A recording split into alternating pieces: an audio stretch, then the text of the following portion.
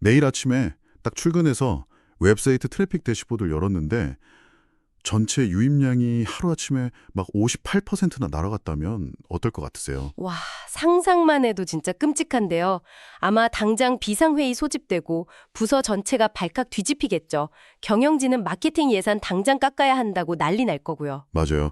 근데 여기서 정말 기이한 현상이 하나 생깁니다. 트래픽은 반토막이 났는데 실제 우리 회사의 매출이나 서비스 예약 건수는 전혀 줄어들지 않았다는 거예요. 오히려 조금 늘었을 수도 있고요. 아, 웹사이트에 오지도 않은 우리 고객들이 어디서 정보를 얻고 지갑을 열고 있다는 뜻인가요? 그렇죠. 도대체 어디서 그런 일이 벌어지고 있는가? 오늘 저희가 집중적으로 분석해볼 주제가 바로 이 설명하기 힘든 거래한 지각 변동에 대한 해답입니다. 네, 오늘은 모지의 톰 캐퍼가 발표한 화이트보드 프라이데이 컨텐츠를 바탕으로 이야기를 나눠볼 텐데요. 지금 온라인 생태계에서 벌어지고 있는 성과 측정의 오류들을 아주 낱낱이 파헤쳐보려고 합니다. 여기서 우리가 잊지 말아야 할 핵심 질문은 딱 하나입니다. 우리는 과연 AI에서 제대로 보이고 있는가? 네, 지금 수많은 기업들이 생존을 걸고 그 질문을 던지면서도 정작 성과를 잴 때는 과거에 완전히 잘못된 좀 낡은 도구를 들이대고 있거든요. 방금 말씀하신 것처럼 트래픽이 죽었다고 절망하지만 사실 죽은 게 아니라 아예 다른 차원의 공간으로 이동했을 뿐인데 말이죠. 그러니까 제 말이요. 이건 약간 최신형 초음속 우주선의 속도를 문방구에서 파는 30cm짜리 낡은 나무자로 재려고 하는 거랑 똑같아요. 자를 아무리 들이대봤자 안개 너머로 날아가는 우주선 속도를 어떻게 알겠어요? 맞아요. 그 낡은 나무자를 당장 부러뜨리지 않으면 우리는 시장에서 완전히 사라졌다는 착각에 빠져서 되게 엉뚱한 결정을 내리게 될 겁니다. 그래서 우주선의 새로운 계기판을 달려면 우리가 지금까지 맹신해온 지표들이 왜 고장났는지부터 명확하게 짚고 넘어가야 합니다. 우리가 당장 쓰레기통에 던져버려야 할 첫 번째 낡은 기준, 바로 클릭에 대한 강박이에요. 아, 클릭이요? 예전에는 구글이나 네이버에 검색해서 파란색 링크 뜨면 그거 무조건 누르게 만드는 게 지상 최대 과제였잖아요. 내 사이트가 직접 인용되었는가, 그 출처로 걸려있는지가 핵심이었죠. 네네, 과거의 검색 엔진은 목적지로 가기 위한 일종의 환승역이었으니까요. 링크를 눌러야만 진짜 정보가 있는 곳으로 갈 수 있었죠. 근데 AI 개요나 챗GPT 같은 도구들은 다릅니다. 얘네는 환승역이 아니라 그냥 그 자체로 종착역이 되려고 하거든요. 맞아요. 사용자가 굳이 링크를 누르면서 웹서핑을 할 필요가 없죠. AI가 그냥 모든 답을 하나로 요약해서 그 자리에 바로 떠먹여주니까요. 데이터가 이 현실을 아주 차갑게 증명하고 있습니다. 아, 어떤 데이터가 있죠? 2025년 3월 퓨 리서치 센터 자료를 보면요. 화면 맨 위에 AI 요약이 뜰 때 전공적인 검색 결과의 링크 클릭률이 15%에서 8%로 절반 가까이 떨어졌습니다. 헐, 절반이나요? 네, 더 충격적인 건 AI 요약 텍스트 안에 달린 출처 링크 있잖아요. 그걸 실제로 클릭하는 비율은 고작 1% 수준이라는 거예요. 와, 1%면 진짜 거의 안 누른다는 거네요. 그렇죠. Ahrefs의 2025년 12월 데이터도 비슷합니다. AI 개요가 검색 결과에 뜨기만 해도 오가닉 검색 1위 페이지의 클릭률이 무려 58%나 증발해버린다고 해요. 예, 빙의에서 현실적인 반론을 하나 해볼게요. 네, 어떤 걸까요? 아니 근데 클릭이 없으면 사이트에 들어오는 사람이 없다는 건데 그럼 물건은 어떻게 팝니까? AI가 답변 안에서 우리 브랜드를 좋다고 그냥 언급만 해주는 걸로 비즈니스가 돌아가요? 인지도 올라가는 건 알겠는데 그걸로 직원들 월급은 못 주잖아요. 실무자라면 누구나 부딪히는 뼈아픈 장벽이죠. 근데 여기서 고객이 지갑을 여는 경로가 어떻게 바뀌었는지 현실적인 시나리오를 그려보면 이해가 빠릅니다. 제주도에서 아주 예쁜 오션뷰 호텔을 운영한다고 쳐보죠. 네네. 과거에는 사람들이 제주도 오션뷰 호텔 검색하고 홈페이지 링크를 눌렀죠. 트래픽이랑 전환이 아주 명확했어요. 아 근데 지금은 소비자가 AI한테 대화하듯 묻겠네요. 이번 주말에 갈 건데 바다 전망 제일 예쁘고 조용한 호텔 3개만 추천해줘. 이런 식으로요. 바로 그겁니다. 그럼 AI가 이러이러해서 A 호텔이 가장 좋습니다 하고 유창하게 답을 주죠. 소비자는 그 답변을 읽고 완전히 신뢰합니다. 자, 여기서 소비자가 AI 답변 구석에 있는 링크를 굳이 눌러서 호텔 홈페이지에 갈까요? 아니요. 그냥 평소에 자기가 쓰는 숙박 예약 앱을 켜서 거기서 다이렉트로 A호텔 검색하고 결제하겠네요. 그렇죠. 그러면 호텔 자체 홈페이지 입장에서는 AI를 통한 유입 트래픽이 완벽하게 0으로 찍히는 겁니다. 근데 실제로는 AI가 세상에서 제일 유능한 영업사원 역할을 해서 예약까지 성사시킨 거죠. 와, 듣고 보니까 진짜 눈에 보이는 클릭에만 매달리면 거대한 인지도와 전환의 연결고리를 다 놓치겠네요. 누가 클릭을 가져가느냐가 아니라 누가 AI의 응답안에 좋게 언급되느냐. 이 싸움으로 룰이 완전히 바뀌었군요. 네, 그래서 자연스럽게 우리가 맹신하던 두 번째 지표도 버려야 합니다. 바로 순위, 랭킹에 대한 집착이죠. 아, 옛날 SEO 시대에는 무조건 1페이지 1위에 꽂아 넣는 게 지상 목표였잖아요. 승자 독식. 근데 대화용 AI 세계에서는 그 1위라는 개념 자체가 성립하기 어렵겠네요.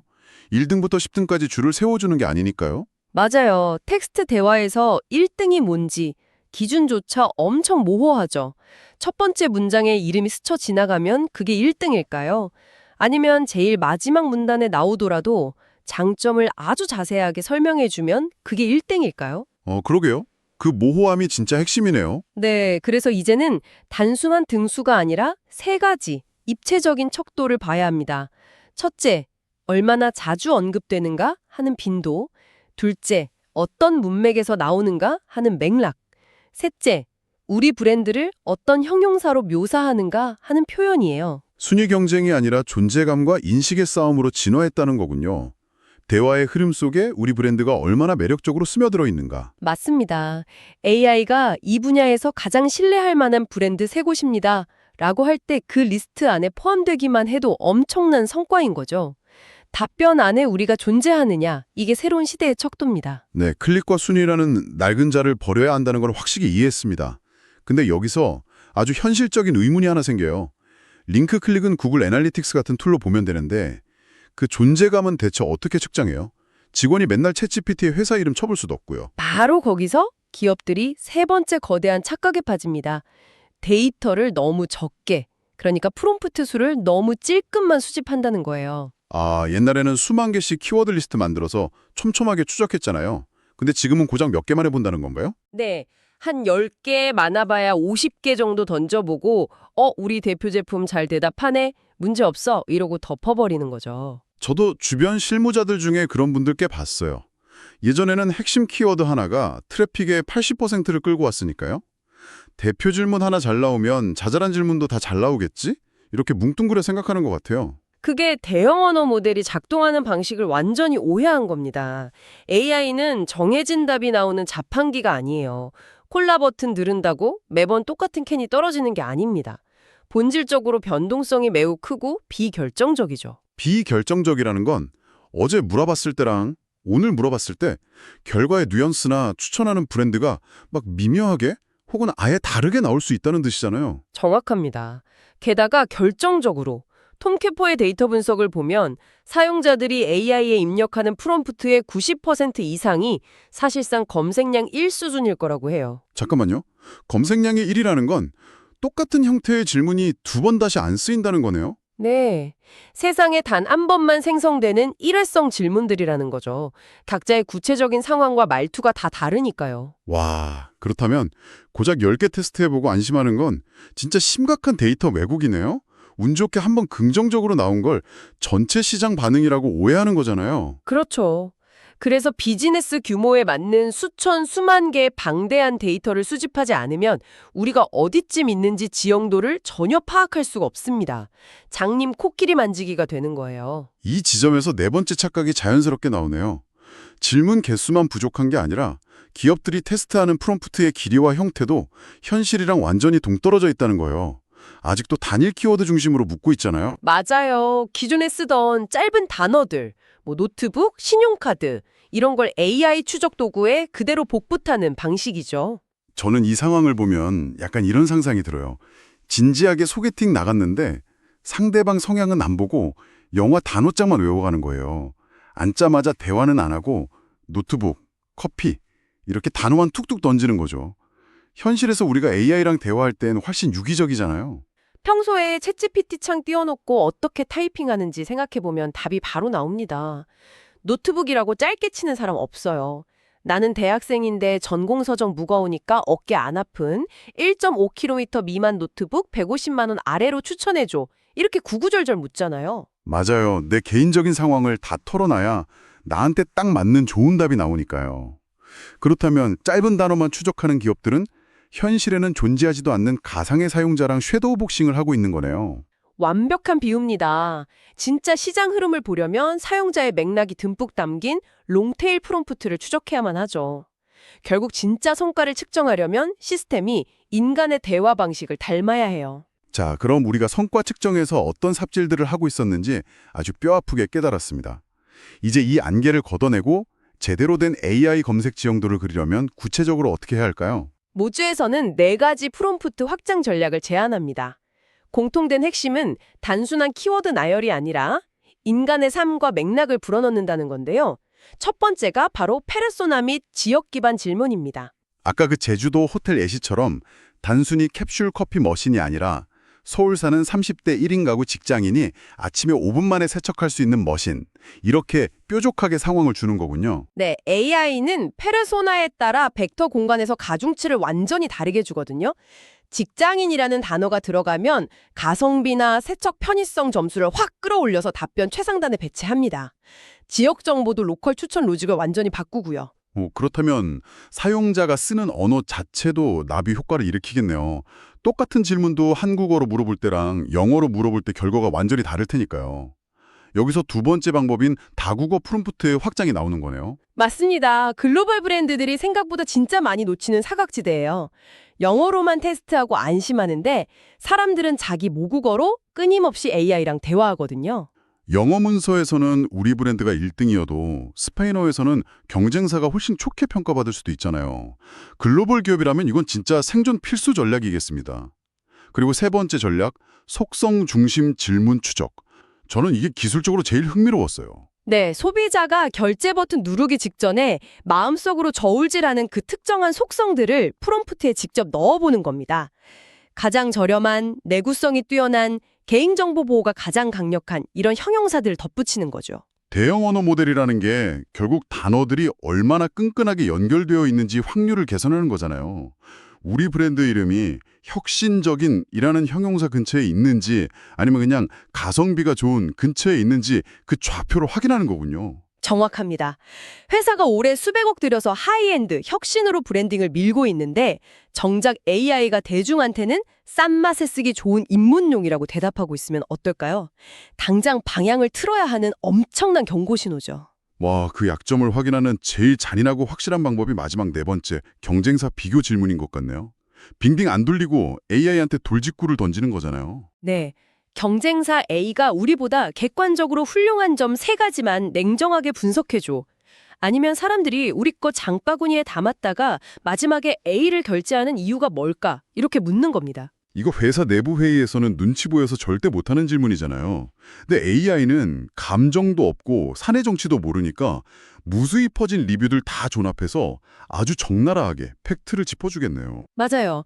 시장이 우리 취약점을 어떻게 보는지, 왜 파일을 뺏기는지 투명하게 볼 수 있는 최고의 방법이죠. 이 4가지 전략을 쭉 보니까 결국 친구한테 진지하게 고민 상담할 때 쓰는 대화법이랑 똑같네요. 딱딱한 알고리즘에 끼워 맞추는 게 아니라 철저하게 인간의 자연스러운 대화 심리를 모방하는 쪽으로 진화해야 한다는 거군요. 아주 훌륭한 요약입니다. 기술이 고도화될수록 결국 인간을 더 깊이 이해해야 한다는 역설이죠. 자, 오늘 파고든 내용을 쭉 종합해보면 거대한 결론 하나에 도달합니다.